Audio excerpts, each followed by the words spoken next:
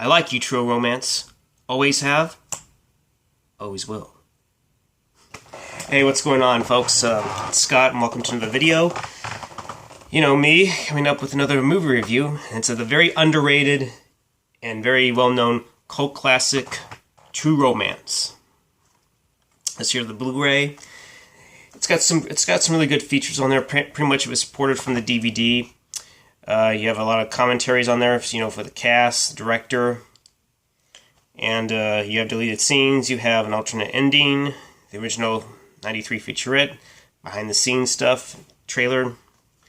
So yeah, it's got a good amount of features. The picture quality is really good. Sound quality is also pretty good too. I guess the only drawback is it didn't have the DTS sound mix from the DVD, but nevertheless, it's still a really good Blu-ray. Great to have. You can also rent it if you want to as well on YouTube. But anyways, getting this movie, I really enjoy the hell out of this film. I mean, yeah, it's not going to win, you know, multiple awards or be, you know, a Shakespearean type of film, you know, with, you know, thespian acting and stuff like that. But you know what? It has great characters, great moments of dialogue, you know, little slang here and there. But you know what? It's typical. It's Quentin Tarantino. He's the one that wrote this film. And you know what? I'm just going to get down to the crew and the cast. And the film was directed by the late Tony Scott, who's sadly no longer with us. He's directed films like Top Gun, Beverly Hills Cop 2, Days of Thunder, I believe, The Last Boy Scout. After this film, he did, after this True Romance, he did Crimson Tide, G.I. Jane, Deja Vu. I can't remember if he did a film somewhere between that film and those films. And the last film he did was Unstoppable with Denzel Washington and Chris Pine. And sadly, he had an inoperable brain tumor, and he ended up jumping to his death back in 2012. So that really sucks for the guy. He's sorely missed. Even if it wasn't a perfect film, he managed to deliver on really the great action sequences back in the day. And he had like probably little use of CGI. It was probably minimal. So yeah, he had great action sequences, and he's sorely missed. And the film was produced by Gary Barber, Samuel Haida. I think that Samuel Haida guy would go on to produce films like Resident Evil, actually. Yeah, believe it or not, he actually was the producer on that. And then you have other producers like Steve Perry, Bill Unger, James W. Scotch Dodopo, or whatever you want to, however you pronounce his name, but I'm probably butchering it. Anyways, and the film was written by Quentin Tarantino, of course. I believe he might have been the producer of this film too, as well. Let's see. No, he wasn't the producer. He was the executive producer, actually, along with James G. Robinson, because you know it was produced. The production company was Morgan Creek, and he himself produced a lot of films I'm familiar with, like Exorcist 3, Robin Hood, Prince of Thieves. Free Jack, Wrongfully Accused, and to name a few. So yeah. And getting into the cast, you have Christian Slater as Clarence, who is basically our main character here. You also have Patricia Arquette, Alabama, the person that Clarence falls in love with, who was previously a call girl. And we also have Clarence's father, Clifford, played by Dennis Hopper. He's also in this film. Val Kilmer, who really only appears in 2 scenes, but they really stand out. He appears as, you know, Clarence's mentor, aka Elvis Presley. They didn't the producers didn't want to get sued if they actually said his name, because, or if he, you know, said he was Elvis, you know, just for royalties only. And you have Gary Oldman, who plays Drexel, who thinks he's a pimp. And Gary Oldman, for the scenes that he appears in, it shows just how very transitional an actor Gary Oldman is, and he does very fine in that role. And Brad Pitt, who appears in a few scenes as Floyd, a roommate of another actor, Michael Rapaport, who is Dick Ritchie, who's apparently Clarence's friend from back in the day. You also have Christopher Walken, who has this really standout scene for about 10 minutes as Don Vincenzo Corleone, or whatever you want to call it. He's basically a concierge to a much bigger boss, associate, you name it. Then you have Bronson Pinchot, I guess. Bronson Pinchot, I guess, however you pronounce his last name, as Elliot Blitzer. He's been in other film roles. I've seen him in like Beverly Hills Cop. I think it was the second one or the first one, and he was in the third one. He was also in Risky Business and several other film roles I can't think of. So yeah. Then you have Samuel Jackson in a very small role, and then you have Saul Rubinek, who plays the producer that, you know, Clarence later tries to, you know, sell his stuff to, or is technically his coke, which I'll get to Lee Donowitz. And apparently Lee Donowitz was based on the actual Hollywood producer Joe Silver. And then you have, believe it or not, James Gandolfini as Virgil, one of Vincenzo's associates, or his men pretty much. And then you have Chris Penn as Nicky Dimes, and then Tom Sizemore as Cody Nicholson. They appear towards the very end, and they definitely steal the show as well, to me. And then apparently you have Kevin Corrigan, who I saw him in a lot of comedies like Pineapple Express. He was actually in the film like very little bit, for what I saw. And you have Paul Ben Victor as another one of Vincenzo's associates, mob associates, or mafia, you should say. But getting back into this, the plot is basically this. It's about a guy named Clarence Worley. He's a man that works at a comic book store, doesn't have much going on. He's, down on his luck. He's a pretty cool dude to hang out with. He likes, kung fu movies. He's a big fan of The King. He even says that if he had to fuck a guy, if his life depended on it, he would fuck Elvis pretty much. So yeah, kind of an interesting little conversation. He ends up meeting this call girl he doesn't know yet, named Alabama, played by Patricia Arquette. And they end up having a really good time watching the film. They have pie. They engage in some. They eventually have sex at his apartment, and she tearfully confesses that she's a car girl, but has fallen in love with him apparently somehow, and they eventually marry. And then Clarence realizes since she was a call girl, he wants to try to get his stuff away from her stuff from Drexel, and apparently Clarence has this an apparition of Elvis, played by Val Kilmer, who pretty much tries to convince him to kill Drexel because cops don't really give a fuck about pimps and whatnot. So yeah. So eventually he ends up, he has an encounter with Drexel. They end up fighting. He gets the upper hand, kills Drexel, takes what he thinks is assumed Alabama stuff, but it turns out to be, a shitload of, the server of the bag has a large amount of cocaine, which is uncut. And apparently, to make sure that the cops are not onto Clarence, he actually visits his father, Clifford, which is played by Dennis Hopper, to see if they were able to catch on. They assume that's drug-related. That's what Clifford is able to relate to him, and he's able to have a moment with his son and whatnot. And after they eventually leave, somehow Vincenzo eventually encounters him.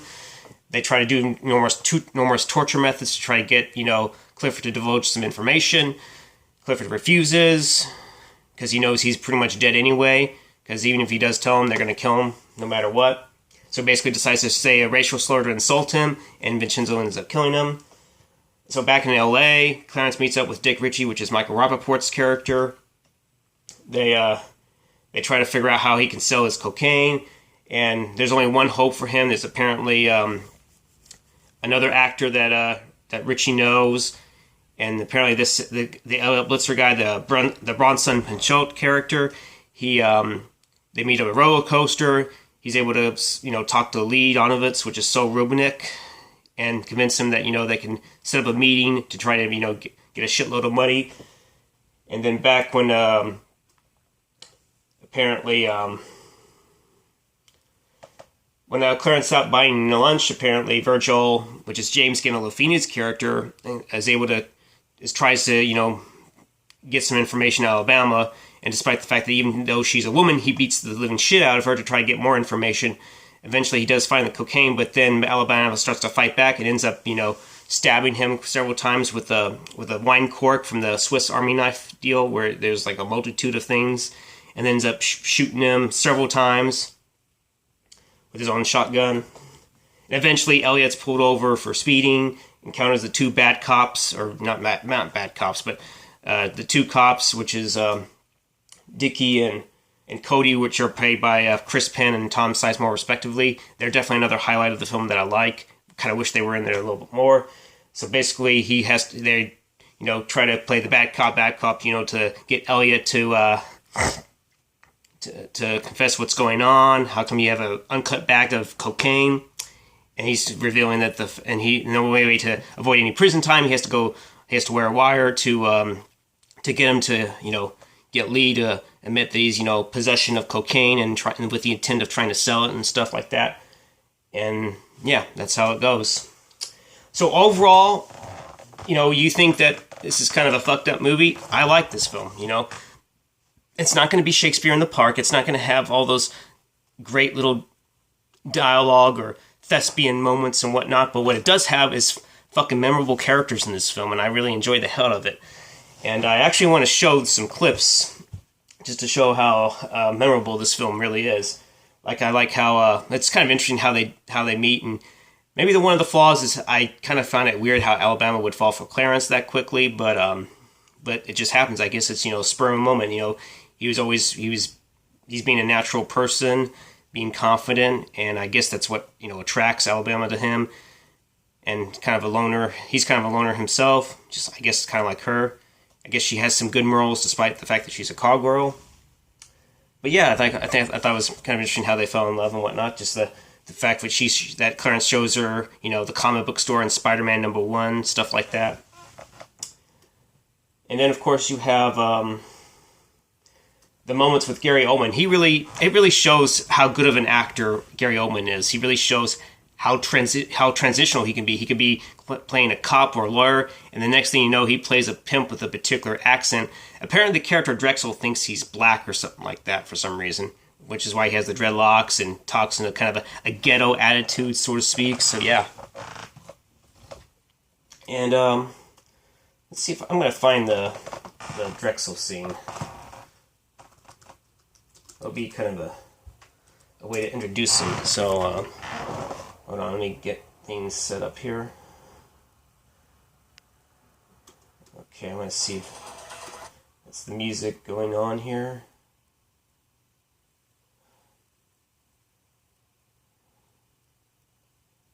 See if I can... There we go. Sorry about that. Hopefully you can see it. No things? What at me? I think you're too scared to be eaten.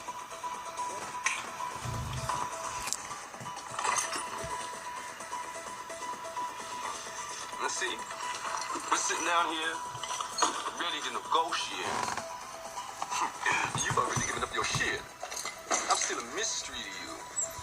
But I know exactly where your white ass is coming from. Being Richard Pryor.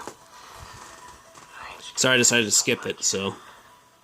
That envelope right there has some payoff money. Alabama's moving on to some greener pastures. We're not negotiating. I don't like to barter. What's in that envelope right there is for my peace of mind. My peace of mind is worth that much, not one penny more.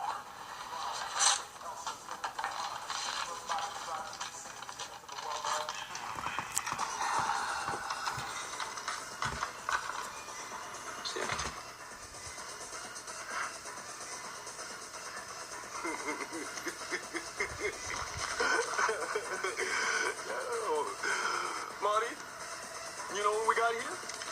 Motherfucking Charlie Bronson. Mr. Majestic. Look at here. Charlie. I just trying to lend a girl a helping hand.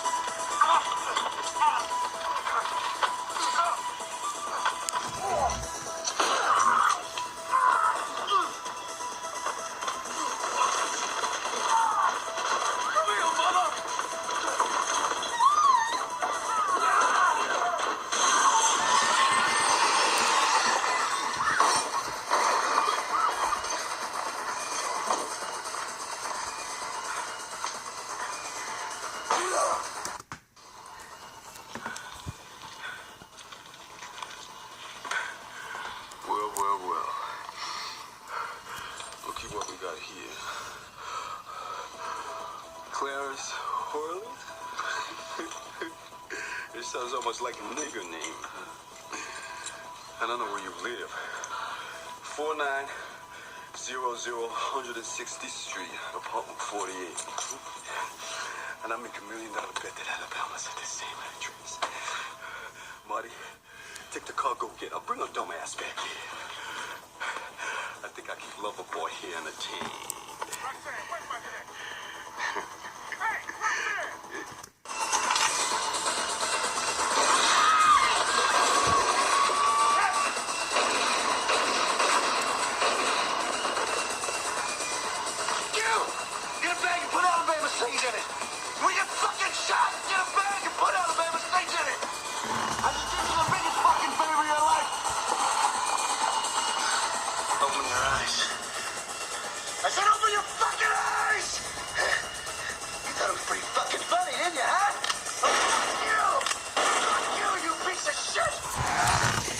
Yeah, and I just wanted to show how badass, you know, that scene was, and how Clarence can be. He's basically a guy that's, even though he can be a pleasant guy, you know, he definitely can have a very aggressive and crazy side, and somebody you don't want to fuck with. Just like he doesn't want to barter and negotiate. You know, whatever he says, it's final, and that's what I like about Christian Slater. He brings a really great presence, a really great confidence to that role of Clarence, and he does it very well. Supposedly Val Kilmer wanted to be in the role of Clarence, but they only saw him as the role for Elvis, which, you know what, I'm going to look that up and show you. And he's the one that kind of, you know, influences Clarence, you know, to, you know, to make some tough decisions, like to kill the pimp and to actually make a go at the at trying to, you know, kind of not necessarily, you know, kind of be a suck up, but be genuine about, you know, the stuff that he wants to, you know, sell to Lee Donowitz. So yeah, that's what I like about this. And let me go look up Elvis, or The Mentor as he's called in True Romance. So see if I can find him. There we go. Here's the one where he says that let's see if it has both of them. I think this might be the one. So I'm going to show that off, so excuse me.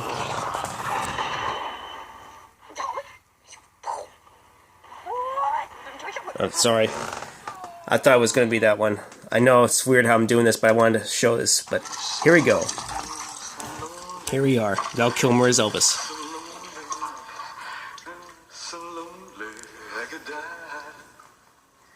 Well, can you live with it? What? I said, can you live with it? Live with what? That son of a bitch walking around beating the same air as you. Getting away with it every day. Are you haunted? Yeah. You want to get on the haunted? Oh, yeah. Well, I'd kill him. Shoot him in the face. Put him down like a dog. I can't believe what you're telling me. See, nothing I just said I do. You do that? Fuck don't deserve to live. Look, he just haunt me, you know. I mean, I do want to kill him, but I don't want to spend the rest of my life in jail. Hey, man, I don't blame you. As long as you're not at the scene of the crime, smoking gun in your hand, you get away with it. Clarence, I like you. I always have. Always will. There you go. That's where I got the intro, where I showed you off, where I said, I like you. Always have. Always will. So yeah. That's where I was getting it. And here comes the big scene right here that I want to show off to you. The Sicilian scene, which is 5 minutes. Well, technically it's 10 minutes, but they're at the scene where they're pretty much torturing Dennis Hopper's character for information. And Clifford tries his best to lie, like he said he hadn't seen Clarence. Like, for example, when Vincenzo's able to recognize that, he actually punches Clifford right in the fucking face with his own fist. And then when he tries to, you know, spin another lie again, even though he's partially telling the truth, they're still not falling for it. And he's actually sitting in a chair, and he has one of his associates grab him from behind, grab his arm. They slash it, and they grab some alcohol, and they pour it on there just to make the pain even more hurtful. And he basically tells him, Chris Walken's character says, you better tell the truth, or you're not going to be walking away from some damage, or you're not going to be walking away from any damage, pretty much, you know.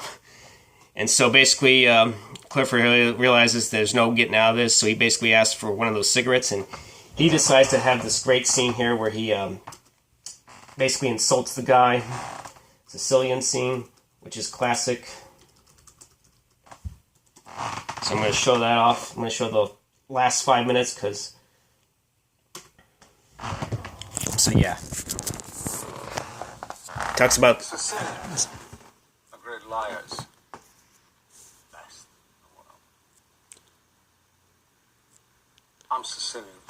My father was the world heavyweight champion of Sicilian liars. From growing up with him, I learned the pantomime. There are 17 different things a guy can do when he lies to give himself away. The guy's got 17 pantomimes. There's some music. No, don't bother. I find that shit fascinating. Here's a fact, I don't know whether you know or not. Here it comes. Sicilians were spawned by niggas.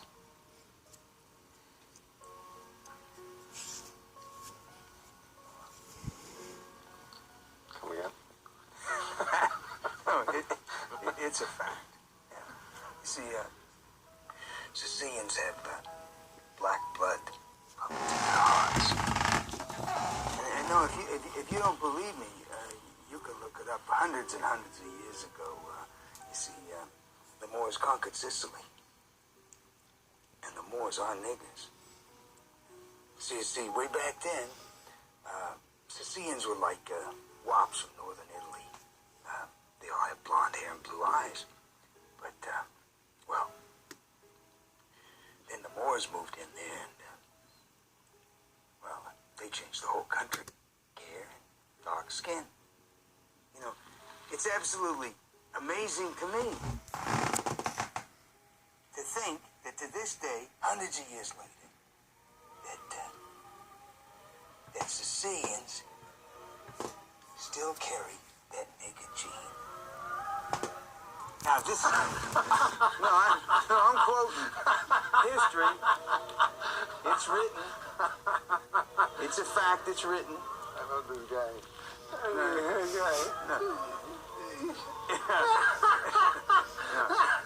Your ancestors are niggers. Hey. Yeah. And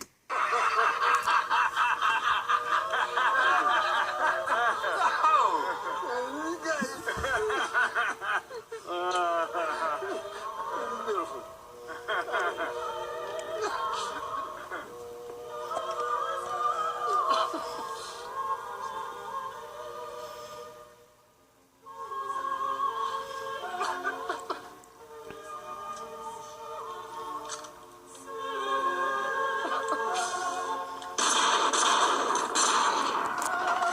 I didn't kill anybody since 1984.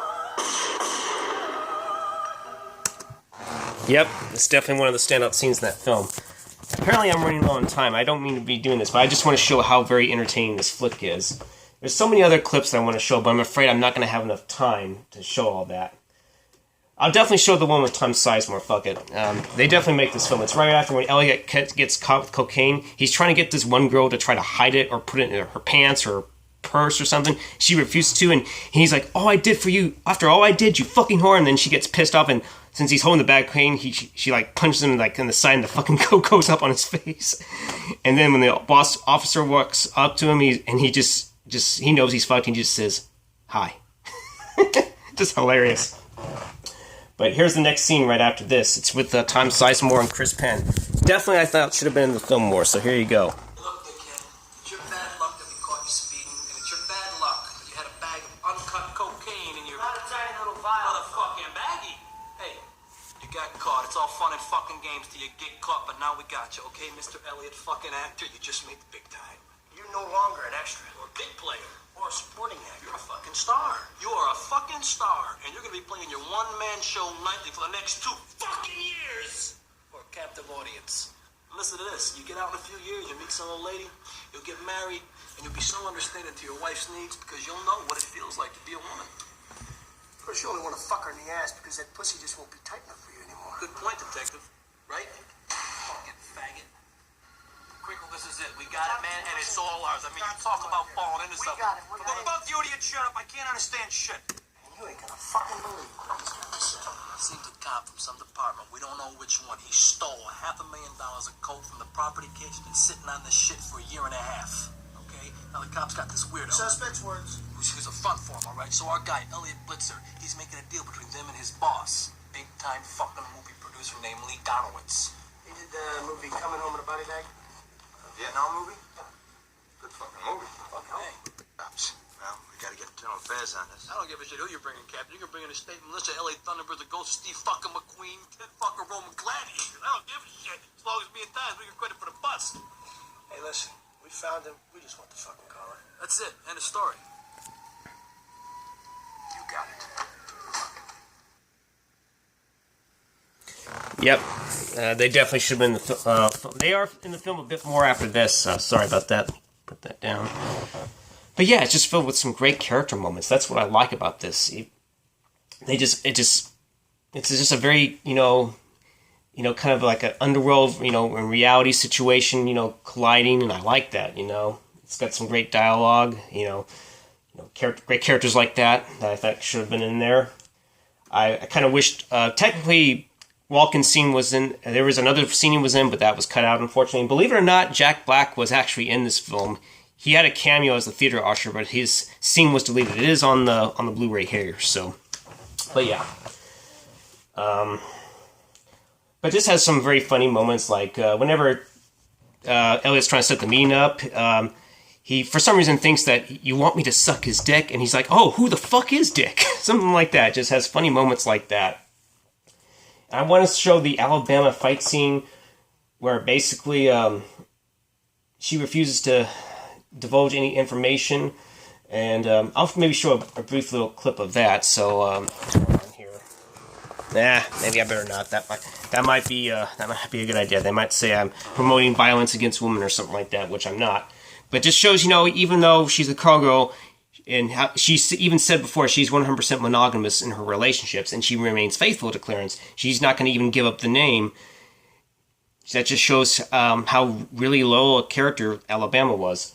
However, thankfully, they did not use an alternate ending. The alternate ending where it pretty much, in the shootout, Clarence dies supposedly, but somehow he's able to come back after, even though he's been shot in the head. But apparently they changed it to where if it was more like 2 inches to the left, he would have died.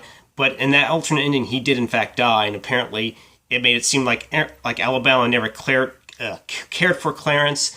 And thankfully, I'm glad they did not use that ending. At least we got the ending because we got to know the characters. We saw what they went through. They deserved a great happy ending, and I'm glad they went with that way. It was on the assistance of Tony Scott that actually changed the ending that was much more different in the script. But yeah. There's another scene with the cops where basically they're telling, "Oh yeah, you're an actor, motherfucker. Now act." When he's wearing the wire, and Clarence has the suspicion that Elliot's up to something. He actually pulls a gun on him, and they're all having these back and forth exchanges. Cody and Nikki say, "Oh, he's gonna shoot him. Oh, he's not gonna shoot him." And then when he doesn't shoot him, he's like, Tom Sizemore's character Nicholson says, "I like this Clarence. This guy's one crazy motherfucker." And there's even other moments of dialogue where apparently there's going to be a sequel to Body Bags 2, and the producer says, "Well, that sounds inventive. It's got more taste than my penis."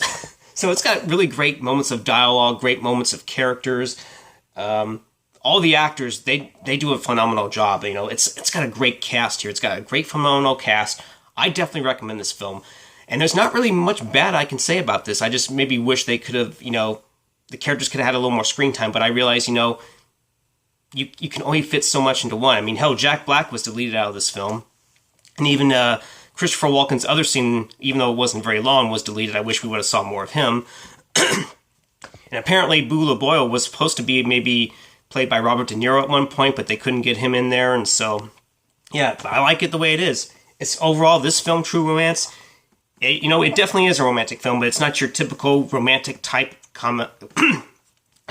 your typical romantic Hollywood type of comedy. It's a little different. I mean, you do see filmmaking being involved because they talk about films like the three martial arts films that Clarence sees are the Street Fighter, The Return of the Street Fighter, and Sister Street Fighter, where they talk about Sonny Chiba. I know that Quentin Tarantino likes to throw certain movie references in the film, it just shows how very dedicated of a filmmaker that he is. And it's too bad that he didn't direct it, but I think Tony Scott, I'm glad he did, because I'm glad he was able to change the ending and We got a happy ending, but we also got great moments of characters, dialogue, you name it. And I'm sorry for this review being so long. That's just how much I really enjoyed this film. I really do. And that's why I show those clips, just to illustrate how much this film, you know, is a classic or a cult classic. And it's very memorable. And I don't know what else to say, but I think I'm going to end it right here. So hopefully you enjoyed this review. You know, give it a thumbs up, like, share, comment, and I'll do my best to keep grinding out more reviews. But here's the thing. I don't know if I'm going to be doing any reviews for a good while. I might need to take a break. But I just wanted to get this out. It's a film that I really like, and I like talking about it. I hate showing this off again, but if you haven't seen it, go see it, rent it, buy it. Hopefully it's not too expensive, and you'll like it. I guarantee it. Anyways, I'm going to end it here. I will see you later, folks. Bye-bye. Always have and always will.